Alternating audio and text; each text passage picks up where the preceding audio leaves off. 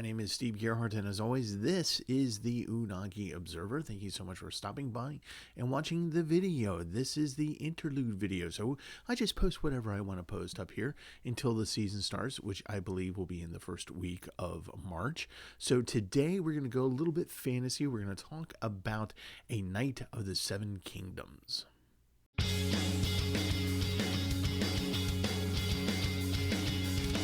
Okay, so we all know Game of Thrones, right? We even if you haven't watched it, you know what that is. Of course, there is the second series, House of the Dragon, which talks about how the Targaryens get into power and come to Westeros and take over things and all that bad stuff happening, a couple hundred years or so before the main series of Game of Thrones.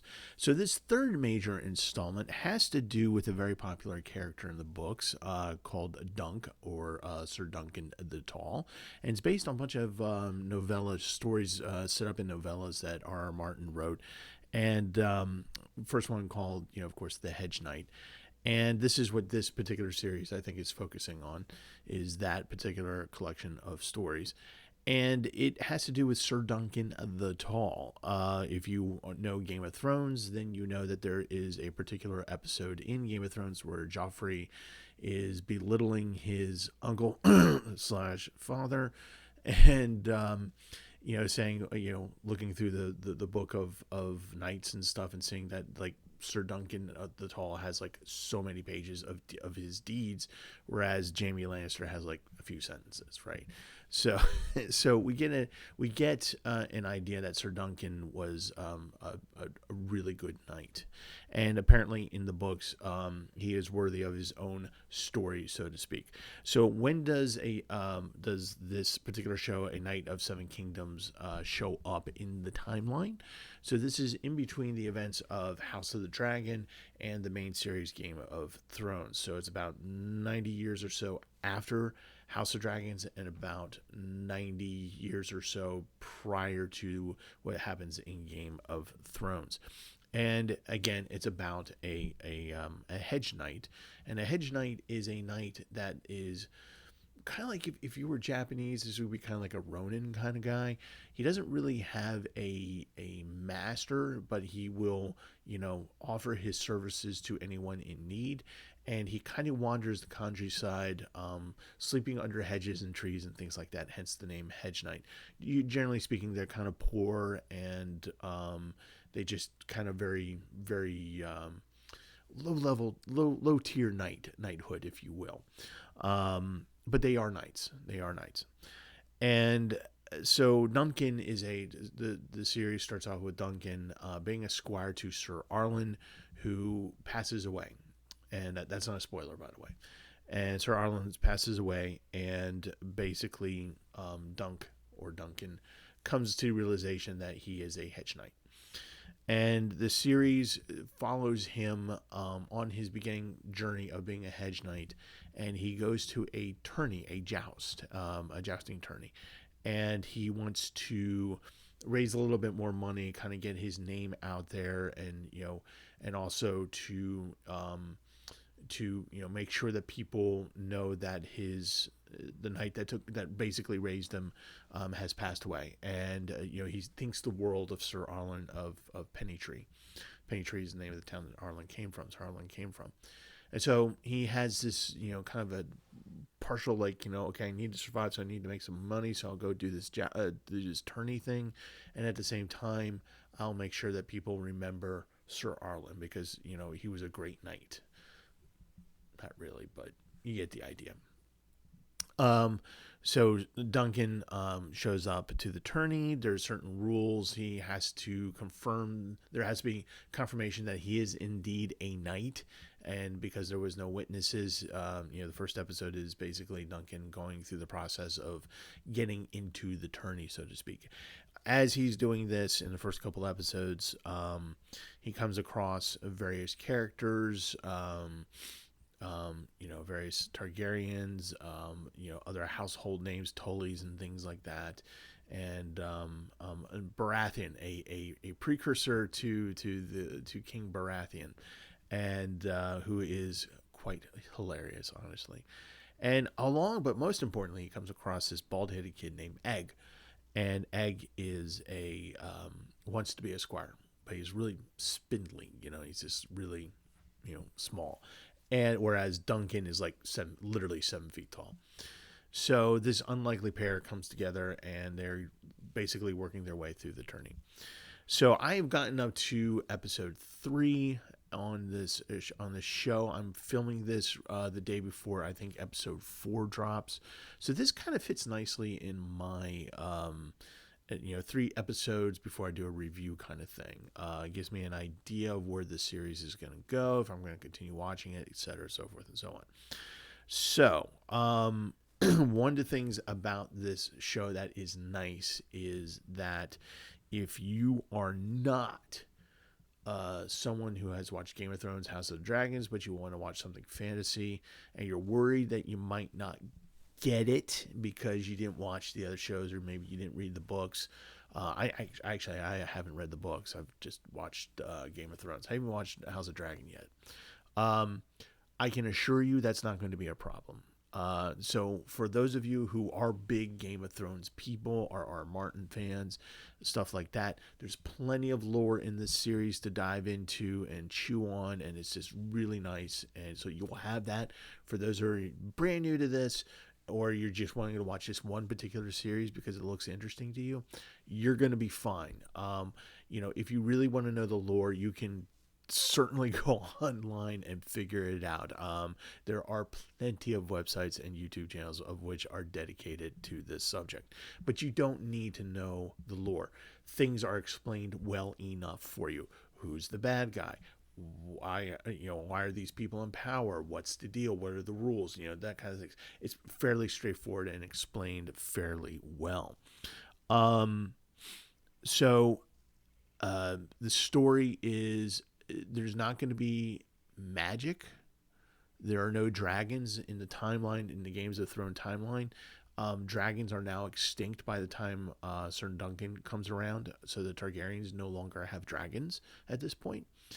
And so there's no dragons, and there's no magic. So this is straight up medieval knights doing the tourney.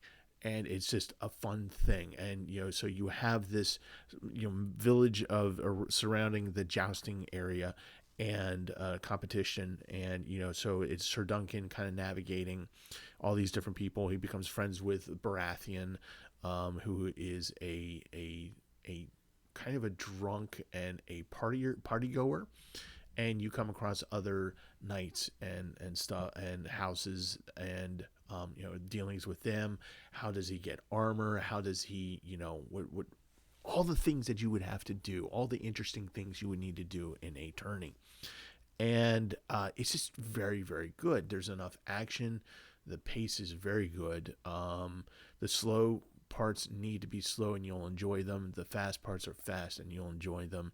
The action is good when it happens. And I will say that they couldn't probably have casted 2 better actors to play Duncan and Egg. They sell it. It's really, really good. As a matter of fact, the kid that plays Egg is freaking adorable in real life. And he's just hilarious as heck in the show. So one of the things that you come across is that Egg really doesn't like the Targaryens. People at this point in time they're not open rebellion against the Targaryens or anything like that, but people just don't like them because they're kind of asshats, so to speak. And one of them is quite mad, and he's the big bad, and he is one of the Targaryen princes. So there are some things that I'm kind of talking around. One of the things has to do with Egg. You will figure it out fairly quickly about Egg. So the surprise really isn't there, but I still don't want to spoil it for you. But you'll figure it out pretty quickly. But it's not so much the surprise of what the information is, but how it comes out. So just be aware of that.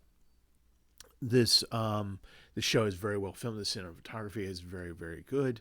As you can tell, I am very happy with this show. I'm enjoying it. I encourage you to watch. I do have an issue with it, though.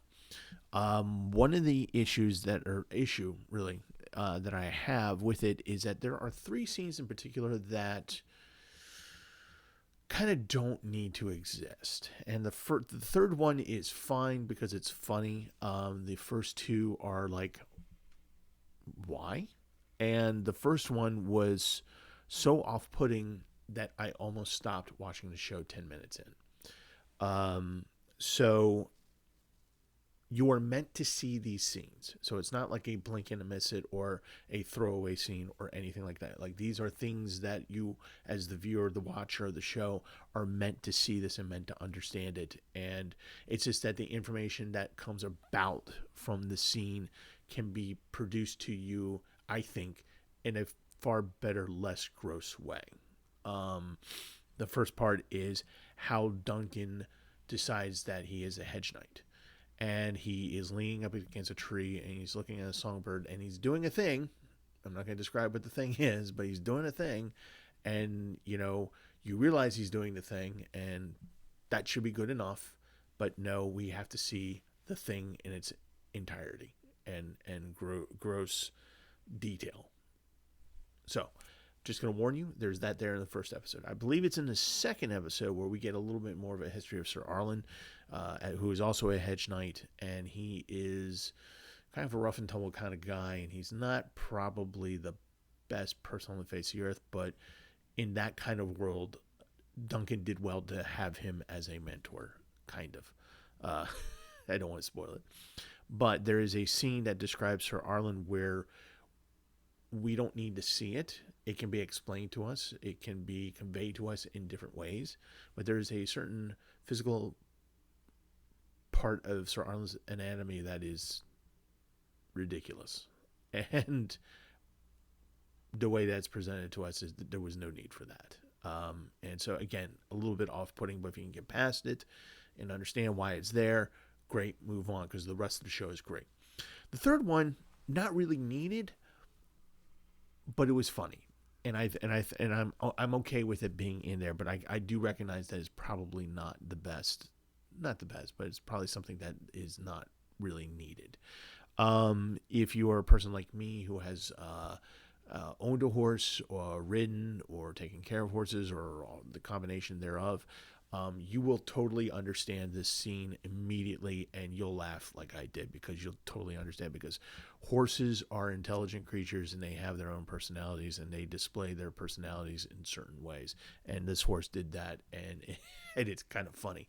So the scene is basically Egg is realizes that Duncan's horse is not really trained to joust. So Egg is trying to train the horse. This tiny little boy is trying to train this horse. It probably looks to be 18 hands high. And so he's trying to train this horse. And as a very young person, he gets frustrated when the horse doesn't do what he tells it to do. And he says a mean thing. And he immediately regrets saying the mean thing. And then he goes on to say the proper thing. And to the horse, talking to the horse. For those who own horses, you realize that there are two ways to train and deal with horses. One is through, trust, voice modulation, hands, and repetition training, and kindness. And the other way to do it, which is unfortunately just as effective but sadistic, which is to use fear and pain.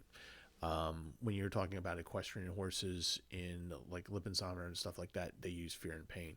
Most normal human beings who care about other sentient beings or other living things, we use the kind method. So Egg uses the kind method, which is very, very, very nice. But what the horse does when he just looks at Egg is just like, yeah, no, I'm not going to do that. The way he responds is just kind of hilarious. So if you can get through those things, then the rest of the series is going to be awesome. You're going to like it. You're going to enjoy it. It's not a full hour. They're usually between 35 and 40-minute episodes. So they're a good bite episodes. So you get enough in it, but you don't feel like you're being dragged down in time. You don't feel like lore is smashing into your face. So that's kind of nice as well. Particularly for those of you who are who don't know anything about Game of Thrones, just that know that it exists. So I'm thoroughly enjoying this on episode 3. I'm looking forward to episode 4. and maybe I'll talk a little bit more about this particular series in the future. Who knows? We shall see. So, do I recommend A Knight of Seven Kingdoms? Yes, yes, I do. Please watch it. If you're like me and you haven't read the books, or you haven't watched House of Dragons, but you watch Game of Thrones, you're gonna be fine. If you haven't done any of those things, you're still going to very much enjoy the series because it is not dependent on you knowing that stuff. But if you like your lore, you're definitely going to get your lore in this show. So, yeah, give it a watch.